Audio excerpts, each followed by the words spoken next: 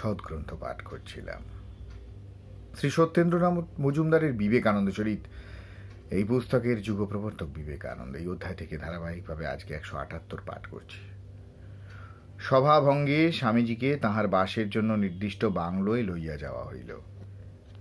রাজাজির আদেশানুসারে শকট হইতে অশ্ব উন্মোচন করা হইল। উপস্থিত ব্যক্তিগণ এমনকি রাজা স্বয়ং ওই শকট টানিয়া লইয়া যাইতে লাগিলেন। পর দিবস স্বামীজি প্রসিদ্ধ শ্রী শ্রী রামেশ্বরের মন্দির দর্শন করিতে গেলেন। প্রায় 5 বৎসর পূর্বে এই স্থানে স্বামীজি তাহার পরিব্রাজক ব্রত উদযাপিত করিয়াছিলেন। তখন তিনি অপরিচিত সন্ন্যাসী মাত্র। রাজকীয় শকট মন্দির সমীপবর্তী হইবা মাত্র হস্তি, উষ্ট্র, অশ্ব, মন্দিরের চিহ্নিত পতাকা সমূহ ও সঙ্গীত সম্প্রদায় সহকারে বিরাট শোভাযাত্রা প্রত্যুৎ গমন করিয়া স্বামীজিকে অভ্যর্থনা করিল। তিনি মন্দিরে প্রবেশ করিয়া সহস্র স্তম্ভপরি বিরাজিত চাঁদনী ও বিরাট মন্দিরের অপূর্ব কারুকার্য সমূহ দর্শন করিলেন। দেবদর্শন সমাপ্ত হইলে স্বামীজিকে মন্দিরস্থ বহুমূল্য মণি, মুক্তা, হীরক প্রভৃতি দেখানো হইল। অবশেষে তাহাকে বক্তৃতা প্রদান করিতে অনুরোধ করা হইল।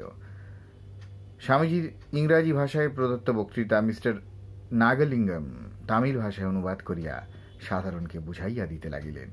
স্বামীজি ভারতের অন্যতম পবিত্র ধামের মন্দির প্রাঙ্গণে দাঁড়াইয়া ঘোষণা করিলেন, যত্র জীব তত্র শিব। এই মহামন্ত্রে অনুপ্রাণিত হইয়া প্রতি নরনারীর সেবায় অগ্রসর হওয়াই যথার্থ শিবভক্তি। কেবলমাত্র বসিয়া বসিয়া তাহার অঙ্গ প্রত্যঙ্গ, চক্ষু, কর্ণ, নাসিকার অপরূপ সৌন্দর্যের প্রশংসা করিয়া স্তোত্র পাঠ সহকারে যে প্রতিমা বিশেষের সেবায় নিযুক্ত থাকে সে প্রবঞ্চক মাত্র, তাহার ভক্তি পরিপক্ক হয় নাই। সেদিন স্বামীজির শুভাগমন উপলক্ষে সহস্র সহস্র দরিদ্র নারায়ণকে পরিতোষ সহকারে ভোজন করানো হইল, বস্ত্র ও অর্থ বিতরিত হইল। ভারতের মৃত্তিকায় যে স্থানে স্বামীজি প্রথম পদস্থাপন করিয়াছিলেন, ভক্তিমান রামনাদাধীপ সেই পুণ্যভূমির উপর একটি 40 ফুট উচ্চ স্মৃতিস্তম্ভ নির্মাণ করিয়া দিয়াছেন। এই স্তম্ভ গাত্রে লিখিত আছে, সত্যমেব জয়তি। The monument erected by Bhaskara Setupati, the Raja of Ramnad, marks the sacred spot where His Holiness Swami Vivekananda's blessed feet first trod on Indian soil.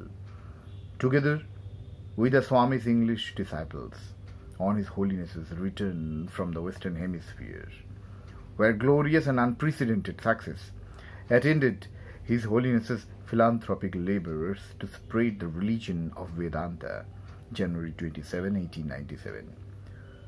সত্যমেব Jayati.